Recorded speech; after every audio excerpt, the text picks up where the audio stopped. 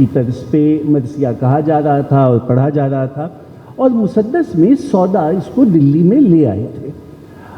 اور پھر اس کے بعد جب لکھنؤ میں مرثیہ آتا ہے تو خود میر انیس کے والد چنو لال دلگیر اور میر ضمیر نے جو اس کے 8 حصے ہیں، چہرہ، رخصت، سراپا، وہ بنا لیے تھے۔ میر انیس کا کمال پھر کیا ہے؟ میر انیس کا پھر اس میں کمال کیا ہے؟ جب مرثیہ پہلے سے موجود تھا، مرثیے کی یہ شکل مسدس کی بن چکی، تو انیس کو نے اسے کہاں کمال پہ پہنچایا؟ میرے لیے ویسے ہی نروس ہوں، جواب دینا مشکل تک تو اور مشکل ہو گیا۔ دیکھیے، بات یہ ہے کہ خیال اپنا پیراہن خود تلاش کرتا ہے۔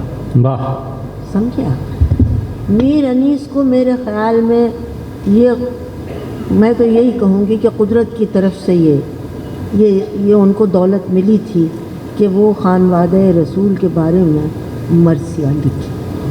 اور واقعی میں تو اپنے آپ کو اس قابل نہیں سمجھتی کہ میں ان کے مراثی کے اوپر کوئی آپ سے فصاحت سے اس کو بیان کر سکوں، اس کی خوبیوں کو، یا اس کے اوپر خدا نخواستہ کوئی تنقید کر سکوں، جو کہ ہر ایک کا حق ہوتا ہے۔ لیکن یہ کہ میں نے بچپن سے جو میری یاد ہے مراثی کے ساتھ، وہ اپنی ماں کی آواز ہے، اور وہ محرم شروع ہوتے ہی وہ مراثی انیس پڑھا کرتی تھی، تو وہ یاد میرے ذہن میں ہمیشہ سے رہی۔ اس کے بعد میں نے مراثی انیس کو خود بھی پڑھنا شروع کیا۔ میری بھی آواز بری نہیں تھی، میں بھی پڑھتی تھی، اور ہم لوگوں کو بڑا اس میں ایک منظر نگاری ہیں۔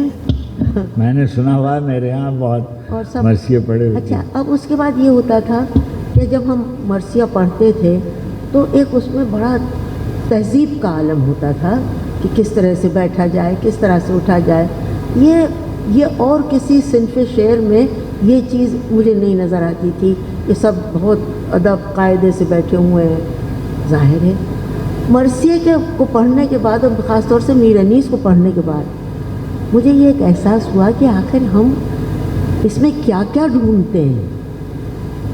منظر نگاری ایسی ہے کہ یوں لگتا ہے کہ جیسے سب کچھ سامنے ہو رہا ہے، نظر آنے لگتا ہے بعض اوقات۔ تو اگر آپ آنکھیں بند کر لیں اور میر انیس کا کوئی مرثیہ پڑھ رہا ہے تو آپ کو منظر نگاری حقیقی دکھائی دیتی ہے کہ واقعی ایسا ہو رہا ہے، یہ ہو رہا ہے، یوں ہو رہا ہے۔ یہ ایک شاعری کی کمال کی انتہا ہے۔ یہاں میں آپ کو علامہ اقبال کا قصہ میں نے پڑھا کہ ان کا کہیں آج سے بہت سالوں پہلے کسی ایچ ایس این کالج میں یا کہیں ایک لیکچر تھا۔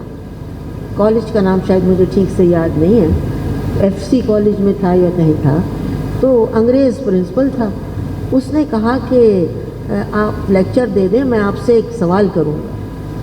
تو لیکچر کے بعد ان کا فرمائیے کیا پوچھنا چاہتے ہیں آپ؟ تو اس نے پوچھا کہ آپ اتنے باہر کے ملکوں میں رہیں، میں آپ سے ایک سوال کرنا چاہتا ہوں کہ یہ قرآن کے بارے میں، کہ یہ خیال تو بے شک محمد کے ذہن میں آیا ہوگا، لیکن یہ خیال تو خدا کی طرف سے آیا ہوگا اوپر سے، الفاظ تو محمد ہی کے ہوں گے۔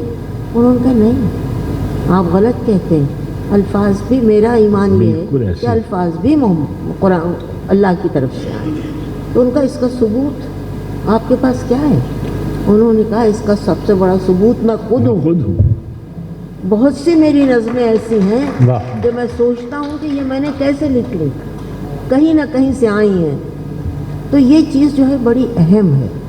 مراثی انیس میں آپ اگر پڑھیں، غور سے پڑھیں، تو بعض اوقات آپ کو یہ محسوس ہوتا ہے کہ یہ جو لکھ رہے ہیں بھائی، یہ انسان کے بس کی بات نہیں ہے۔ ایسے ایسے انہوں نے الفاظ، ایسی تشبیہیں کہ آپ دنگ رہ جاتے ہیں کہ بھائی ہم نے بھی یہ لفظ پڑھا تھا، مگر ہم نے اس طرح سے تو استعمال کرنے کا کبھی سوچا ہی نہیں۔ اب میں آپ کو اگر مثالیں دینا شروع کروں تو اس کی کوئی انتہا نہیں رہے گی۔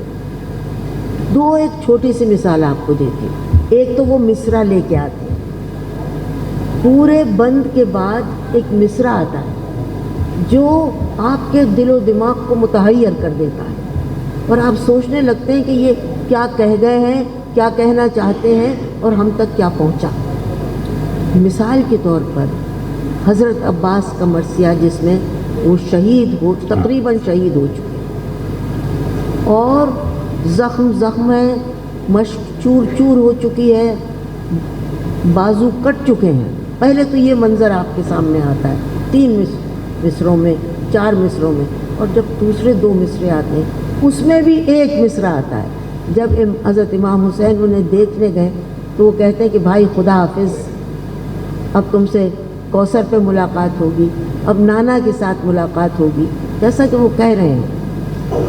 حضرت عباس کہتے ہیں نہیں، اب مجھے موت نہیں آئے گی، اب میں نہیں مروں گا. اب پڑھنے والا یہ سوچتا ہے کہ حضرت عباس یہ کیوں کہہ رہے ہیں.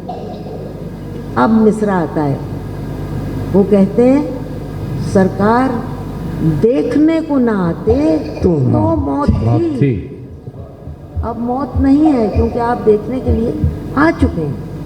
اس طرح کے آپ کو سینکڑوں مصرے اس میں ملتے. بیٹے سے کہہ رہے ہیں کہ بھائی، جوان بیٹے سے فرماتے ہیں وہ کہ فرمایا کہ شب قتل کی ظاہر ہوئی بیٹا، لو اٹھ کے اذاں دو کہ شباقت ہوئی بیٹا. لیکن اس میں بھی ایک مصرع آتا ہے، بیٹا تیاری میں ہے اور وہ کہتے ہیں سجدوں سے نمازوں سے یہ رخصت کی سحر ہے، اس کے بعد نہ نماز پڑھو گے نہ سجدے میں جاؤ. یہ جو مصرع آتا ہے وہ پورے بند کو واضح کر دیتا ہے اور اس خیال کو اور اس تصویر کو واضح کرتا ہے جو آپ کے ذہن اور آنکھوں میں آتی ہے. ایک جوان بیٹے سے ایک باپ کہتا ہے کہ میاں اذان دے دو. کیوں؟ کہ تو قتل کی شب ختم ہو رہی ہے، دوسرے یہ کہ اذان دے ہی دو، نماز بھی پڑھ لو. اس کے بعد نہ نماز ہے اور نہ اذان کی آواز ہے، نہ سجدے ہیں، جو کچھ کرنا ہے کر. تو یہ تمام جو کمالات اور اس کے محاکات جسے ہم نوانسز کہتے ہیں، جسے ہم شاعری کی جان اور روح سمجھتے ہیں، وہ اللہ تعالیٰ نے انہیں بخشی تھی. اور میں سمجھتی ہوں کہ ایک تو شاعر ہوتا ہے کہ ہم اقبال کو کہتے ہیں سمندر تھا، میں کہتی ہوں میر انیس بھی سمندر تھے جس میں آ کے دریا گر جاتے ہیں. تو ان کی برابری کرنا حالانکہ بہت سے لوگوں نے مرثیے کہیں. مرثیہ میں سمجھتی ہوں افتخار، شاید میں ان سے پوچھتی ہوں، افتخار یہ سب سے پرانی صنف ہے ایک لحاظ سے، اس لیے کہ موت اور زندگی گزرے ہوئے ہیں ایک دوسرے کے ساتھ. اور اب بھی آپ سوچئے، ہم کسی کی موت کی خبر سنتے ہیں تو پہلا ریئیکشن کیا ہوتا ہے؟ کیا ہوا؟ ہاتھ سینے پہ جاتا ہے، یہ کیسے ہوا؟ یہ کیوں ہوا؟ ارے یہ تو نہیں ہونا چاہیے تھا. تو یہ تو ایک نیچرل ایک ریئیکشن ہے. آپ سوچئے کہ جب وہ خانوادہ رسول کی بات کر رہے ہیں، ایک کمال اور ہے مرثیے کا جسے ہم سب کو سوچنا چاہیے، وہ یہ ہے سرکار کے بارے میں سیرت لکھی جا چکی بے شمار. خانوادہ رسول کی سیرت مرثیے سے ظاہر ہو جاتی ہے. واہ واہ واہ، کہ کیسے عادات تھے، کس طرح کا انداز گفتگو تھا، کیا لہجہ تھا، کیا الفاظ تھے. ایک آدمی پریشان حال بیٹھا ہے صحرا میں، برا حال ہے، ایک مسافر گزرتا ہے اور اس سے پوچھتا ہے بھائی تم کون ہو؟ وہ یہ نہیں کہتا کہ میں محمد کا نواسا ہوں، میں فاطمہ کا بیٹا ہوں، میں علی کا بیٹا ہوں، کچھ نہیں کہتے. وہ صرف اتنا کہتے ہیں کہ اب مصرع آتا ہے، یہ تو نہیں کہا کہ شہ مشرقین ہوں، مولا نے سر جھکا کے کہا میں حسین ہوں.